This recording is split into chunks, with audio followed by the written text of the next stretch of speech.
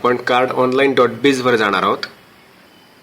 तिकडे गेल्यावर मग इथे आपण अकाउंटवर लॉग इन करायचं आहे. लॉग इन केल्यावर आपल्याला असा व्ह्यू मिळणार आहे, ज्याच्यामध्ये आपण पाहतोय की you have 4 photo data waiting for text data.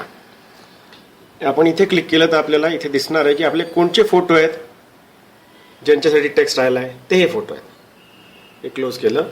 असाच टेक्स्ट डेटा आपल्याला कोणता आहे जो ज्याचे की आपल्याला फोटो नाही आहेत आत्ता, इथे क्लिक केलं की आपल्याला तो टेक्स्ट डेटा दिसणार आहे ज्यांचे आपल्याला फोटो अपलोड करायचे आहेत. आपण आता सगळ्यात आधी फोटो अपलोड करणार आहोत, जे की या टेक्स्ट डेटासाठी आणि आपण अजून पुढे पुढे जे काही एक्सेल फाईल आपण अपलोड करणार आहोत तिच्यासाठी कामात येणार आहे. आपण आता upload PDF documents containing photo data याला आता क्लिक करणार आहोत. मी क्लिक केलंय. तर इथे आता असं जावाचा ॲपलेट येतो. ॲपलेटची एक हे येते स्क्रीन. तिथे आपण ॲक्सेप्ट करून क्लिक करून याला रन म्हणायचं की आपल्याला आता विचारतो तो की कुठे तुमची PDF ठेवलेले आहेत ते दाखवा. आपण आता इथे आपले जे PDF आहेत तिथे ते दाखवणार आहे. मी ब्राउज म्हटलं त्याला. मी डेस्कटॉपवर जाणार आहे.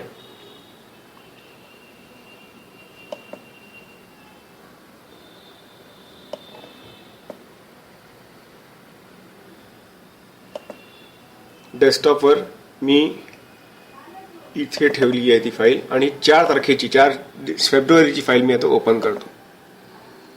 4 PDF त्याच्यात आहेत. इथे खालती मी इथे नेक्स्ट म्हणेन. आता त्याचं काम सुरू झालेलं आहे आणि इथे आता तो मला लवकरच फोटो दाखवणार आहे. हे पाहे फोटो सुरू झाले ना.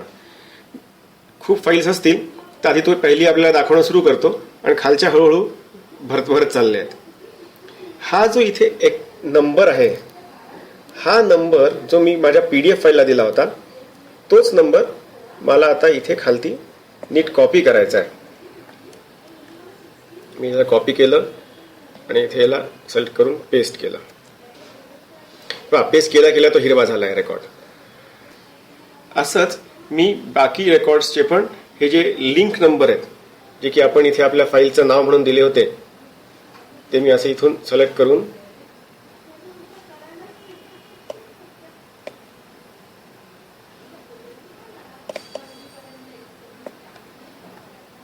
कॉपी करून मी याला इथे पेस्ट केलं. नंबर बरोबर असेल तर तो हिरवा होऊन जातो. बरोबर नाही आला, एक स्पेस राहिला होता. आता बरोबर झाला. असे सगळे जेवढे काही माझे PDF फाईल्स आहेत त्या मी आधी नीट करून घेईन. म्हणजे इथे हिरवं दिसायला पाहिजे. हे त्याचे नंबर्स बरोबर मी नीट टाकीन इथे. आता माझे सगळे रेकॉर्ड्सचे लिंक नंबर मी बरोबर लिहिले असल्यामुळे हे सगळं हिरवं बॅकग्राऊंड झालेलं आहे. आता आधी मी माझे सगळे फोटोग्राफ्स नीट क्रॉप्ड आहेत की नाही पाहीन. नसतील तर मी नीट क्रॉप करीन आणि नंतर मग इथे सेव्ह क्रॉप्ड फोटोज असं नंतर क्लिक करायचं आहे. आत्ता आपण आधी पुढच्या व्हिडिओमध्ये पाहूया की हे फोटोग्राफ नीट क्रॉप कसे करायचे.